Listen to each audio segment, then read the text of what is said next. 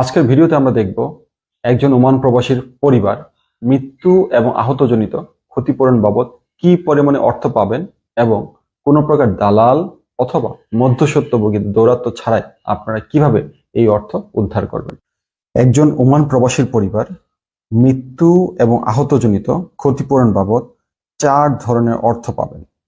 আপনারা দেখতে পাচ্ছেন, ভিসা অথবা এগ্রিমেন্ট সত্যায়নের সময় দূতাবাসের বাধ্যতামূলক বীমা হতে ক্ষতিপূরণ, বিএমইটি কার্ড অথবা কল্যাণ বোর্ডের সদস্যপদ হতে অর্থ, এবং বাংলাদেশে জীবন বীমা হতে ক্ষতিপূরণ, এবং কেউ সড়ক দুর্ঘটনায় যদি মৃত্যুবরণ করে তাহলে মামলা পরবর্তী ক্ষতিপূরণ।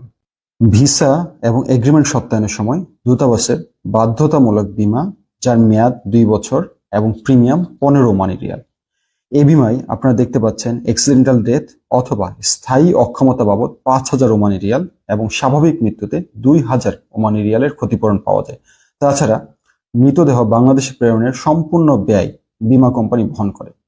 আমাদের প্রবাসী ভাই এবং বোনেরা এই বিমাটি বেশিরভাগ ক্ষেত্রে রিনিউ করে না বিধায় তাদের পরিবার ক্ষতিপূরণের এই অর্থ হতে বঞ্চিত হচ্ছেন।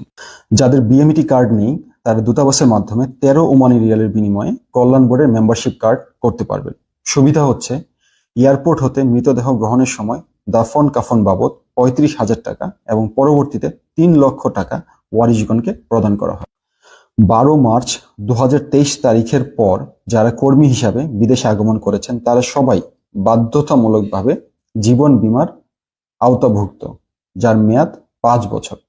যে কোনো প্রকার মৃত্যু এবং স্থায়ী এবং সম্পূর্ণ অক্ষমতা, যেমন উভয় চক্ষুর দৃষ্টিশক্তি নষ্ট হলে 10 লক্ষ টাকা ক্ষতিপূরণ পাবেন।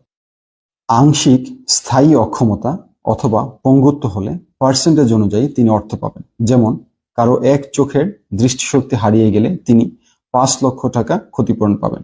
বিস্তারিত আপনারা দেখতে পাচ্ছেন।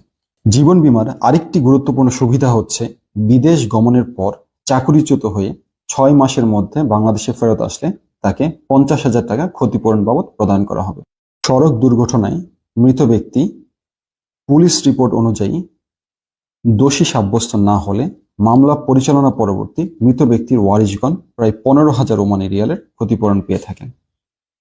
আপনারা দেখতে পাচ্ছেন, ভিসা এবং এগ্রিমেন্ট সত্যায়নের সময় বীমা অথবা যারা পরবর্তীতে এই বীমাটি রিনিউ করেন তারা 5,000 ওমানি রিয়াল, যা প্রায় 16 লক্ষ টাকা, বিএমইটি কার্ড অথবা কল্যাণ বোর্ডের সদস্যপদ হতে 3 লক্ষ টাকা, জীবন বীমা হতে 10 লক্ষ টাকা এবং সড়ক দুর্ঘটনা হতে 15,000 ওমানি রিয়াল, যা প্রায় 48 লক্ষ টাকা পেয়ে থাকেন।